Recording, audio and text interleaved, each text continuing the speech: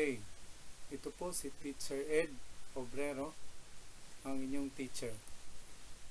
Ang lesson po natin ngayon is to find the general term given the arithmetic sequence. Example, a sub n equals n plus 4 and a sub n equals 5n minus 8. These are example of the general term. Bali, gagawa tayo ng general term given an arithmetic sequence.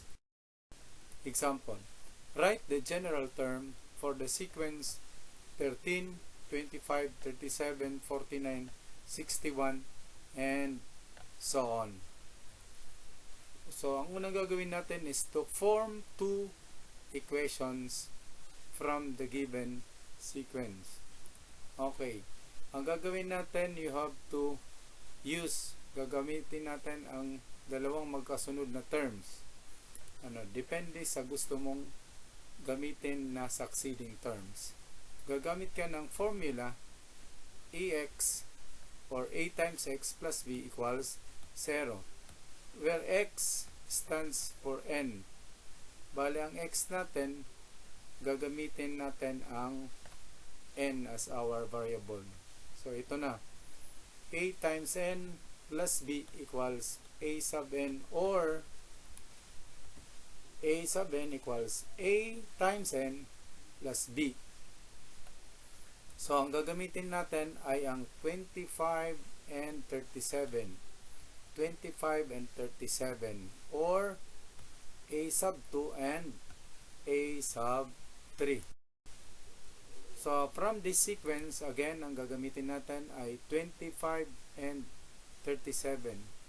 So, gagawa tayo ng equation given this formula.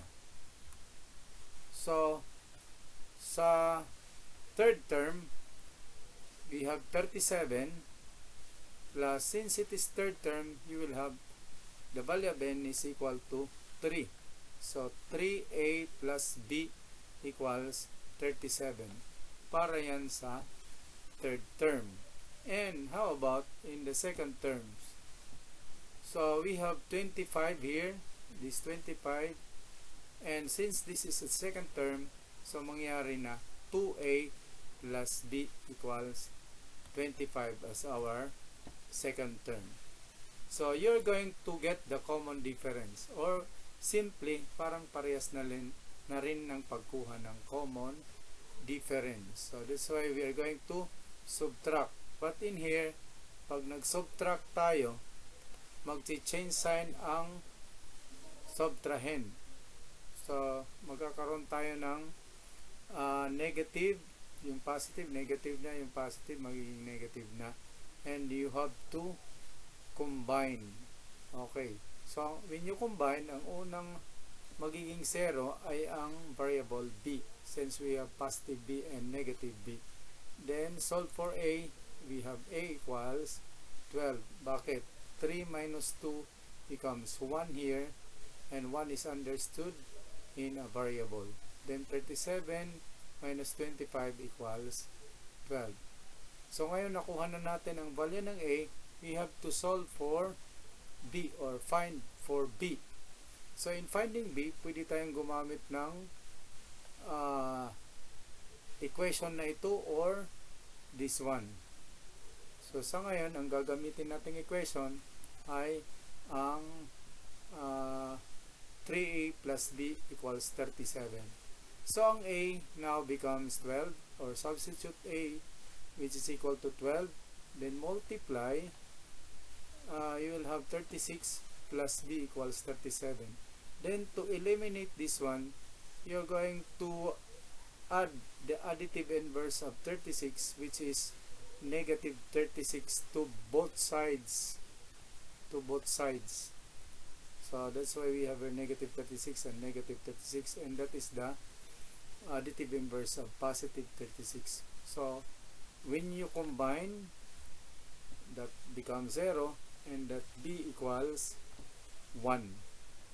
So, 37 minus 36 is equals 1. So we have now the value of B, and we have here the value of A. So ang gagawin na lang natin is to substitute the values of A and B in the formula. So we have here A7 equals 12n, 12n plus 1.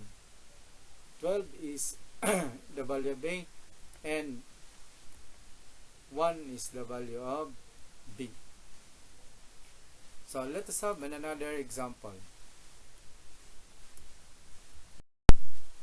Okay. So ngayon, gagamitin pa rin natin ang parehas na sequence kanina. But we're going to use another or kakaiba na namang solusyon. So, una, you have to find the common difference. Okay, so to get the common difference, you have to subtract 25 minus 13 and 37 minus 25. Okay, of course, yung susunod ay parang sabihin na lang natin, alam na natin na ganun din ang makukuha natin, which is equal to 12. Now, magkakaroon ka na agad ng equation. A7 equals 12n. Yung 12 na sinasabi natin ngayon ay galing yan sa common difference ito. So, nailalagay natin dito as the value of A. So, that becomes 12n plus, or depende yon kung plus or minus. Then, you have to think or mag-iisip ka, ano ba ang idadagdag nating numero so that we can apply this in all of these terms. Okay, and we have to do it by trial. So that is now our second step. So we will be using n equals 1 and n equals 2. Okay. So when A sub 1, or the first term, of course, it should be 12 times 1. Yung 12 ay galing dito pa rin, times 1, which is equal to 12 plus or minus. Then A sub 2 equals 12 times 2, which is equal to 24.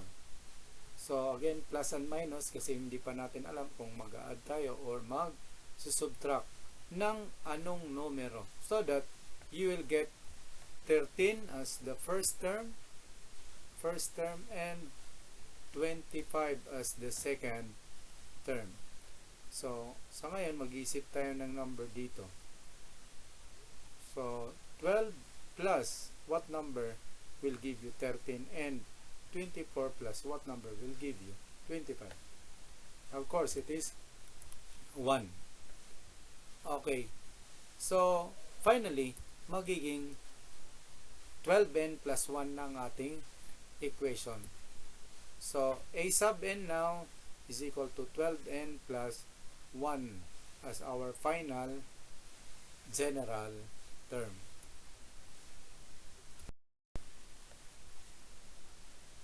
Okay, let us have another problem or another sequence, but of the same solution na ginawa lang natin kanina. So again, you have to get the common difference. So any consecutive lang ang pwede natin gamitin. Kasi parang isipin na lang natin na ito ay arithmetic sequence. So find D. You can use 5 minus 8 and 2 minus 5. 5 minus 8 and 2 minus 5 will give you what? Okay, will give you negative 3. And that, pag nagkaroon na tayo ng common difference, pwede na tayong makagawa ng equation.